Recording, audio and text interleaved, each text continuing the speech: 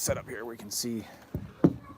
So, what's up, guys? This is Coffee Talk number 9. It is Sunday, November 21st at 8:30 Central Time, and I'm going live here. And there's kids awake inside the house, so you may hear the occasional yelling or fight or something like that. I might have to go referee. We'll see. But I haven't done the coffee talk like this in a long time. It's been like 7 months since I think I did something like this. And I want to get back into doing it because it's a good regular way for me to connect with you guys who are viewing and talk to you and answer questions and communicate what's going on with our family. So I'm Gabe from Our Simple Story. And this is where we go live, and this is my son Noah. This is where we go live on Sunday mornings, and we call them coffee talks because I have a cup of coffee and I'm talking about things that you want to know and things that are going on in our family or different adventures we've taken or trips we've taken. But what's going on with our family? Noah and I just wrapped up a 135-mile trip from our backyard right here where I'm sitting to the ocean. It took us 8.5 days to do it on kayaks.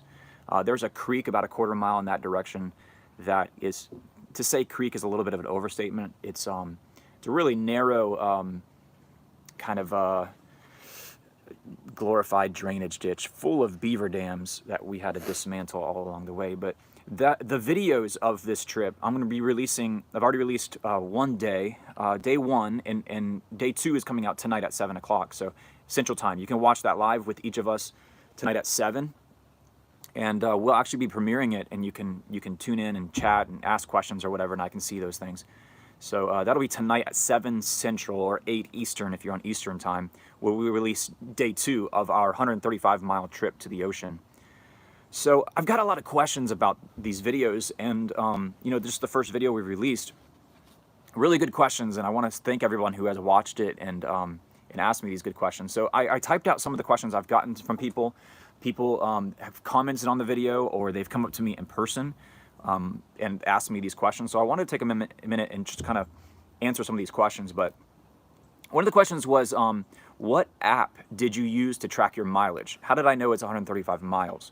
And how many miles, how did I know how many miles I covered every day on this trip? Well, there's just this app called, I think it's called Solo Trip. It's a free app. It's really simple. So every morning when we would get on the water and we would start our paddling for the day, I would open this app on my phone and I would hit start trip, and then I would close my phone out. And then whenever we stopped paddling for the day, I would just hit stop, and it would end it, and it shows like the track on the map where we went. And it's really cool because it actually kind of color codes it for us. It shows us green is when we were kind of moving our fastest, and orange is a little bit slower, and red is when we came to a stop. So it tracks our mileage and our time and our location and everything. It didn't eat up my phone battery too much that I knew of. But I've tried all these different apps and things, like when I run and stuff. Like I've tried Under Armour's app for running, and I've tried different kayaking and paddling apps. And this one was just like a very simple, very, very user-friendly app. It's called Solo Trip. You can check out. The other thing was, the other question I got, really good question. How did you know that where you were going on this trip was even passable? How did you know that you guys could even get through where you were heading? And that's a really good question. To answer that question, we just didn't know. We didn't know if we could get through. And there were places, even when I was standing there in the water at a log jam, there was one point where I was like, well, I don't know if we can get through this. We might have to pull our boats up out of the river and get around, because there were such intense log and trash dams all over. And yeah, so the best thing I can tell you, if you want to do a trip like we did, is to map it out and drive over bridges. Maybe even put your boat in around bridges if you can get your car or your boat down to the water near there. And just kind of scope it out that way. Just drive over the bridge and look downstream and look upstream from the bridge where you're standing, and see what it looks like. But that's not a very realistic picture sometimes, because when they construct these bridges over these rivers and these creeks, they actually clear back a lot of the vegetation around the bridge. And so we noticed, it might look really clear on either side of the bridge, but then you go quarter mile and it's like completely jammed up with stuff. So we just didn't know. And that's part of the adventure, is not knowing. if you know everything about this trip, it kind of removes an element of the adventure of it. It's like, okay, kind of the mystery is what keeps you driving forward. But that's fun. I mean, you're teaching yourself, challenging yourself to come up on an obstacle and adapt and overcome that obstacle. And that's kind of, in essence, what life is all about, is like coming up on an obstacle, learning about it, making an informed decision as how to approach it, and then overcoming that obstacle and navigating through that obstacle. It's very important. Another person asked, what is the music in all your videos? What is the music in at least in this first video? And then the second video that's coming out tonight, there will be more music in it. The music is music that mostly composed by myself. I really struggled with, I edit a lot of my videos in iMovie, and iMovie doesn't have a good selection of music whatsoever. I could go on YouTube and find songs from musicians that I really like. And it's like all that stuff, though, it's like there's royalty fees that you have to pay with that, because they're all copyrighted songs and stuff. So several years ago, I set out to write several songs myself and record them in a home studio, and I did that, and I didn't really know what to do with all this music that I recorded and all these songs I wrote. So with doing these video series, it's a great outlet for all this music that I wrote and recorded, and plus it's royalty free, because I'm the composer of the music, so. So that works out. So much of the music that you see is really all the music you're going to see in these video series, from our backyard to the ocean, is going to be composed by myself. What's the next question? What made you want to do this trip? Someone asked me, why did you guys want to do this? Like what made you want to do that? Really just, I don't know how to answer that question. I watched this movie when I was a kid, and you've probably seen this movie, Noah. Milo and Otis. Milo and Otis is a really really cringy kids movie about this cat that starts floating downstream in this wooden box, and the dog, like this little pug dog or something, like wants to follow it the entire way. And that movie like drove me to tears when I was a child. I was like really moved by it. So I don't know, maybe that subconsciously that I have a desire to want to like follow these little bodies of water all the way to the ocean. I don't know. But no, I think just a sense of adventure and feeling like, I know that as I stand out there in my backyard and I look at that water, I know that in 135 miles or so, it's going to hit the ocean. And I was like thinking to myself, it was about a year ago, I was thinking to myself, I was like, man, that would be so cool to follow that water to the ocean and to see if we can do it, to see if we can pull it off. And so I don't know, I think I just challenged myself to do stuff like that. And that's what inspired me. Sorry, there's not a big, moving story behind it. Last question, and I've got many more questions than this, but this is the last question I'm going to ask for this video. What about alligators? People always ask me about alligators when I'm on these bodies of water like this. Yeah, there are alligators. It's a very real thing. There are large carnivorous reptiles that you have to be mindful of. However, on this trip, because of the temperatures on this trip, alligators are cold-blooded, so they move as fast as it is warm outside. And because this trip was a really cold trip, it got down to the 40s every night of this trip. Alligators were slow. They were hibernating, I think. They were just kind of holed up, and they didn't want anything to do with us. We saw one alligator in 135 miles, or 8.5 days. So I think we're doing pretty good. This one time I took a 3-day trip on a river called the Peace River, which runs through the middle of Florida. And 3 days I saw like 35 alligators. And I saw massive alligators on that river. So, yeah, we saw one alligator and we were fine with it. But alligators don't really want anything with humans to do with humans. People from the northern U.S. or outside of the U.S. don't really know about alligators. Alligators in their natural state, they're very timid. They're very scared of human beings. Now, if a human has interacted a lot with an alligator and fed an alligator, then they become a dangerous animal because they're no longer afraid of humans, and they identify humans with food. So that's when it gets a little bit tricky. So no, I've never had a problem with alligators. I mean, I've pulled up and slept on sandbars, just right next to my kayak with no tent or anything, and I've never been dragged into the water by an alligator and eaten or anything. So anyways, we're going to transition now in our Coffee Talk 9 to reading some comments. One of the things we do in these coffee talks is I read a kind of a negative comment and respond, and then I read. Oh, I just saw a comment. Come in. I gotta figure out. I'm sorry, guys. I gotta figure out how to read these comments. I think I'm supposed to swipe left or something. So let's go to all messages are visible. Let's see if I can do that. There they are. Okay, cool. All right. Shay says, do they come on land? Shay, that is a very good question. Yes, alligators come on land, and actually it's terrifying because they're really fast on land. They can sprint short distances very quickly. Growing up in the South and especially in Florida, they say when an alligator is chasing you, which they will do, to run in a zigzag pattern. Whether or not that helps, I have no idea. But yeah, they can run for short distances really quickly. They actually, when they do sleep at night, or when they do sleep, I think they're actually nocturnal. They actually sleep up on land. They build their nest primarily on land and stuff. So, but March, April, springtime is when you want to be really careful of alligators. It's the breeding season for alligators, and they're very territorial, very dangerous. But anyways, that's a very good question. Thank you, Shay. So this is the part, like I said, when I get to comments. So I'm going to read kind of a semi-negative comment, and then we're going to read a positive comment. I'm going to respond to both. I have like 24,000 subscribers on this channel, which just blows my mind that we have that many subscribers that have tuned in. Shay says, my ancestors lived with the alligators in Florida, but there was protection, but don't know how they did it. Yeah, that's interesting. Very cool. Yeah, people used to hunt and eat alligators a lot, and it's just they kind of thin them up. Make boots out of them. Yeah. All right, you ready? Gwen from Arkansas says, now Gwen is commenting. I've got my laptop here. I'm reading from comments. Gwen is commenting on our tiny house video, where we made a video where we quit living in a tiny house, and we called it calling it quits on tiny house living or something like that. This video has garnered I think 2 million plus views, which is just crazy that 2 million people at least have seen inside this house that we lived in, this tiny house. But she says, I really enjoyed this video. I never heard of this site. Oh wait, no, I'm reading the wrong comment. She says, this is Patsy. I'm sorry, Patsy. I'm reading your comment. She said on my tiny house video, I mean no disrespect, but how do parents have any private time in a tiny house? That is a really good question, Patsy. And people comment this kind of question quite a bit. Like, how do these people, as a married couple, have any time alone? And I always will troll these people when they comment this kind of question. I'll always say something like, what do you mean? What are you talking about, private time? Or I'll be like, what do you mean intimate time, or something like that?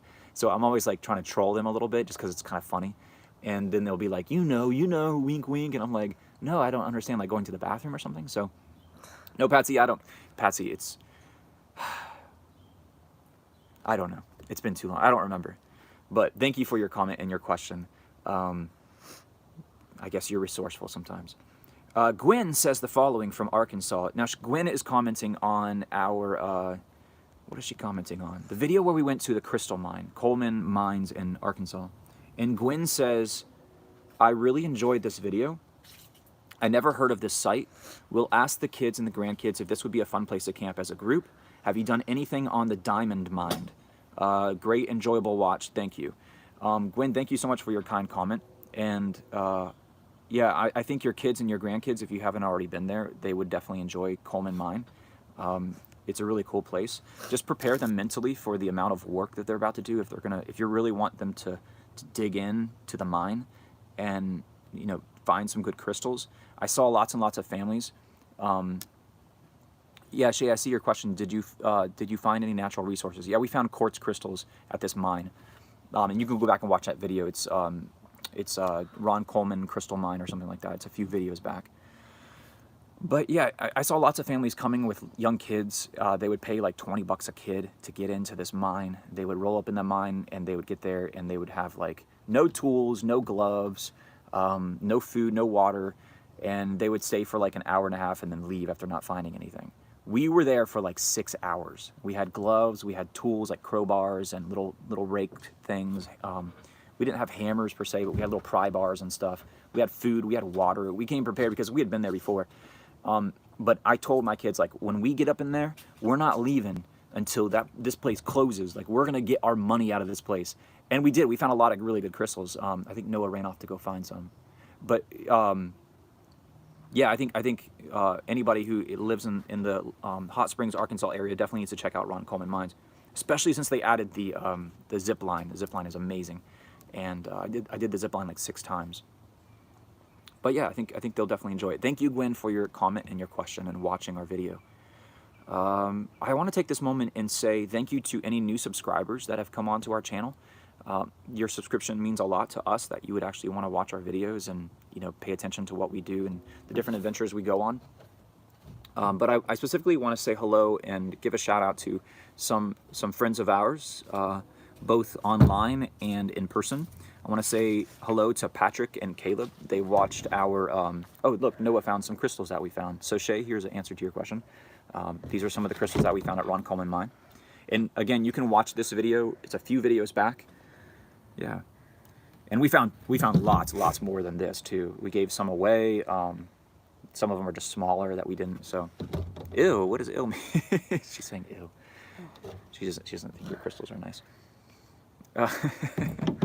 But anyways, we, I want to say, oh, maybe she's not saying ew to the crystals, maybe she's saying ew to something else. But hey guys, I like to take a moment and just say on these live coffee talk things, if you don't mind typing in there where you're watching from. Yeah, they're really cool, Shay. I hope you get some as well. If you just wouldn't mind commenting just in the live chat where you're watching from, if you don't mind. It could be like the state you're from or the country that you're watching from. I like to know where our viewers are from and just, yeah, know more about you guys. But we're here in Alabama.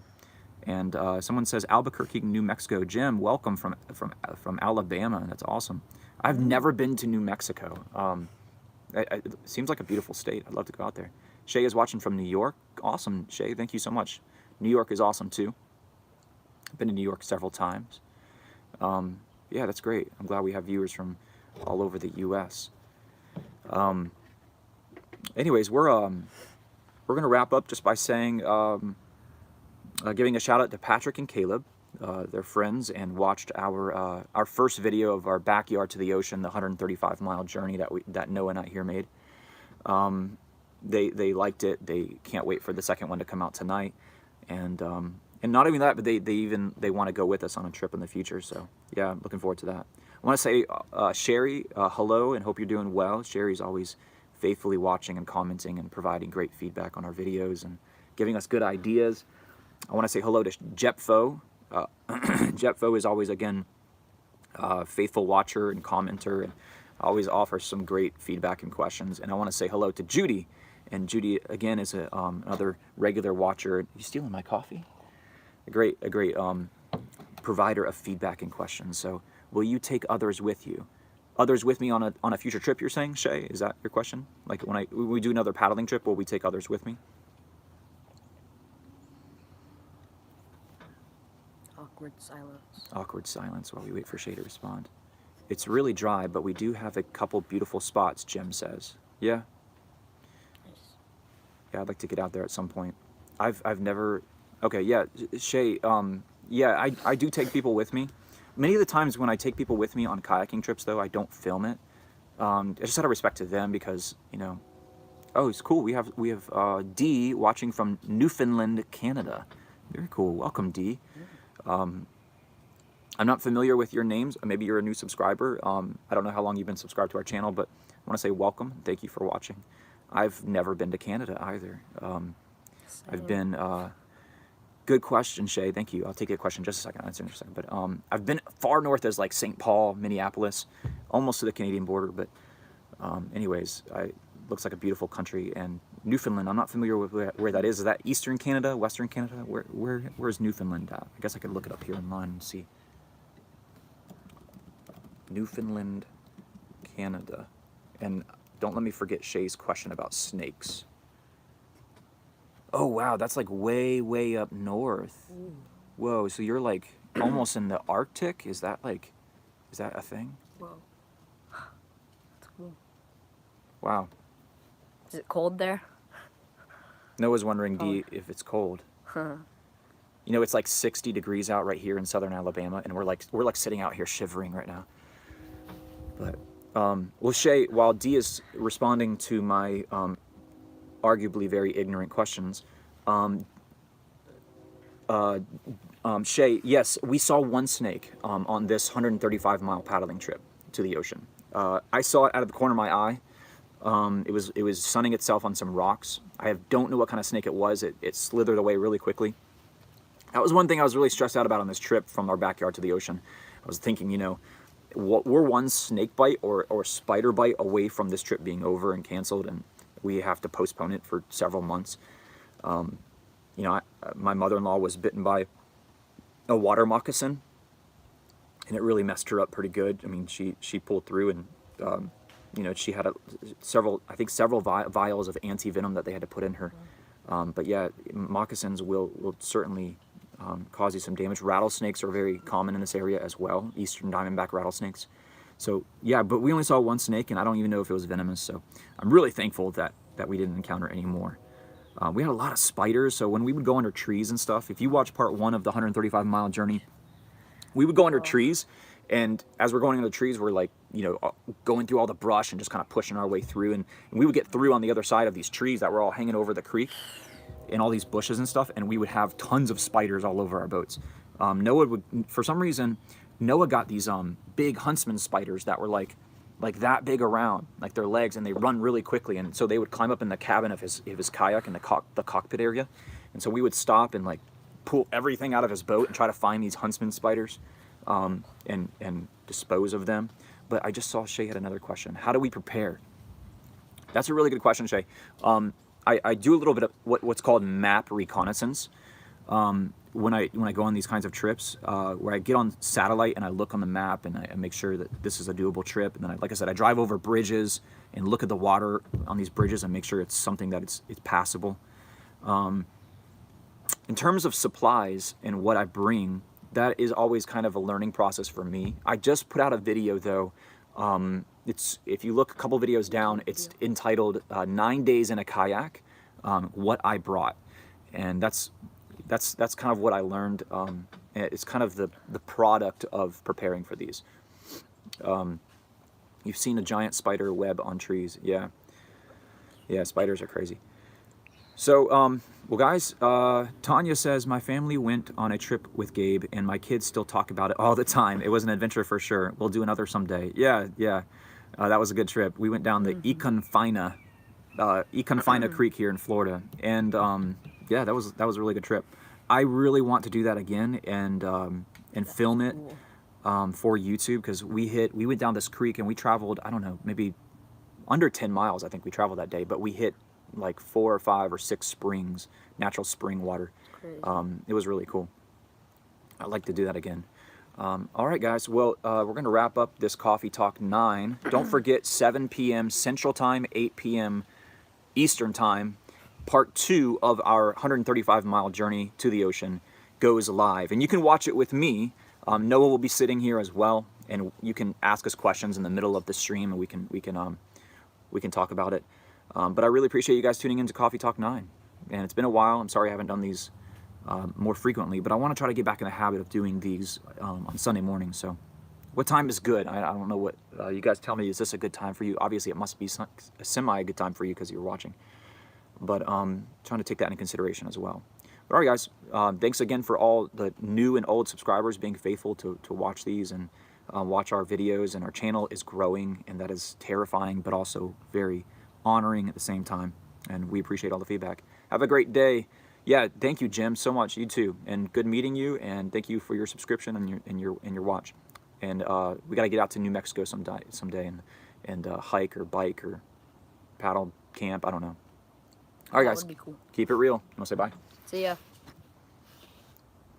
I never know how to end these. Here we go.